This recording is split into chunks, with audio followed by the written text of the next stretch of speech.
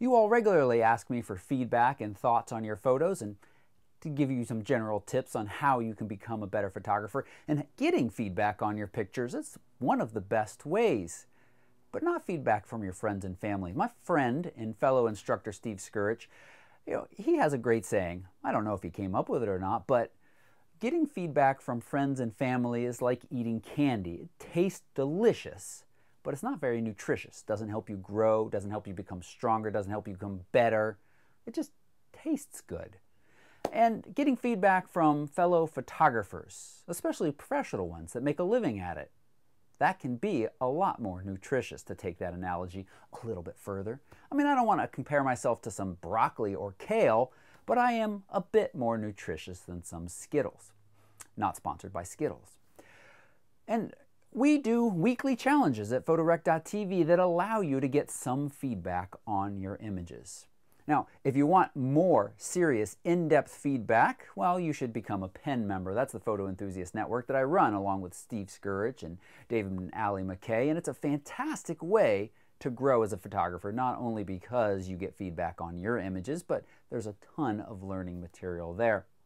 But I want to take a moment. I've done these videos from time to time. They used to be part of the weekly show, which is available to PEN members as well. And that is to critique and give some thoughts on the winners of our weekly challenge. We're stretching it out these days, though. It's not so much weekly. We've heard from many of you that you want a little bit more time. You're taking this seriously. You love these challenges, and you want a little bit more time than a week. You've got a real life beyond just your photography, many of you, and I understand that.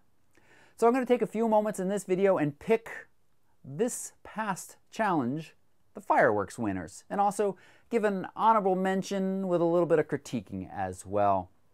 And at the end of this episode, I'll announce next challenge, which runs for about 2 weeks. You can find all of this information about these challenges at photorec.tv/PRTV, and it's all run on Instagram. So that's another thing that many of you ask for. Hey, I want more followers. Come follow me. Come look at my pictures. Well, when you say that, I'm not going to just do it. But if you regularly participate in our weekly or bi-weekly or monthly, however long they are, we'll announce it each time, then I might, especially if you are showing good progress and growth in your photography. That's one of the things that I love. I don't care where you are in your photography now, but I love to see those folks that have been part of my community, and are now, many of them are part of the Photo Enthusiast Network community, some incredible growth within that.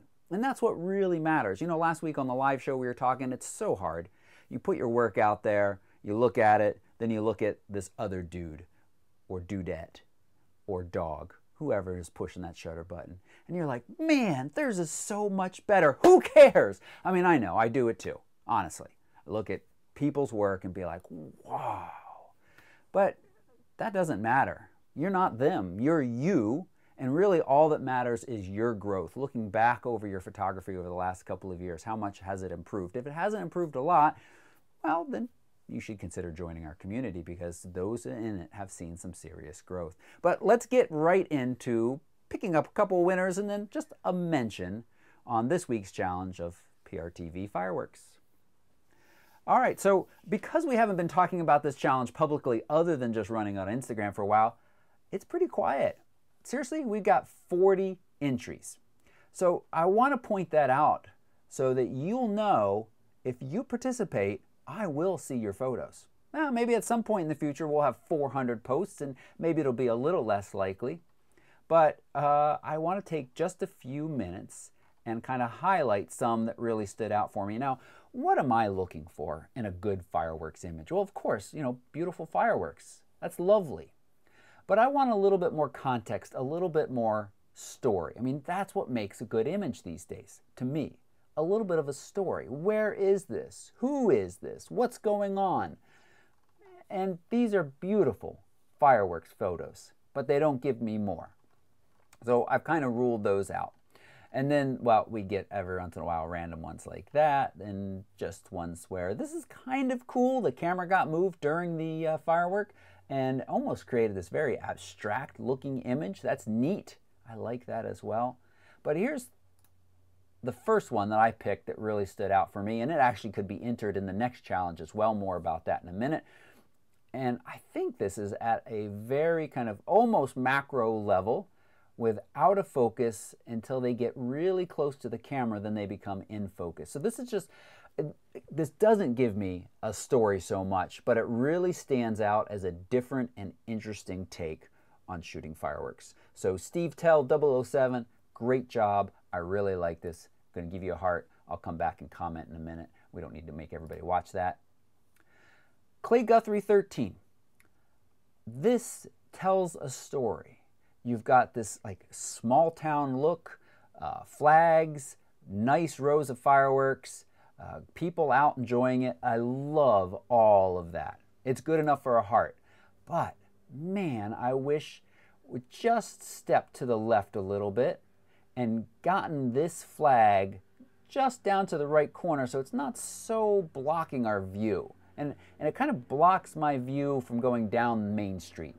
So, you know, a lot to love about this, but there are a couple of things that you really need to watch for when creating an impactful story. And it's kind of awkward intersections is one of them. And this is a little bit of an awkward intersection.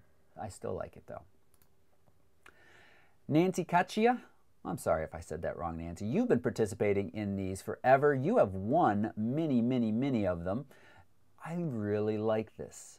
Looks like kind of fireworks fountains, and the symmetry and the tight shot that just fills the frame here, plus just a little bit of the reflection, all work so very nicely. This is great. And then finally, SM Photos 2548.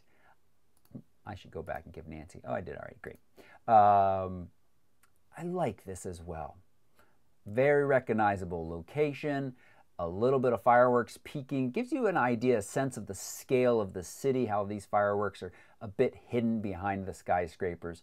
I really like that. I'll be going through and leaving comments on a couple more of these images that speak to me, but that's it. That's all you have to do. Put an image on Instagram. Well, put a good image on Instagram that, you know, is tagged with the weekly challenge or the bi-weekly or monthly. The next one's going to run for 2 weeks. 2 weeks. It is bokeh or bokeh, however you want to say it. If you want to argue down in the comments about that, if you want to spend time on that, you certainly can. But really, let's see those clever out of focus shots. Something should still be in focus that gives us a nice depth of field, a nice sense of depth in the image.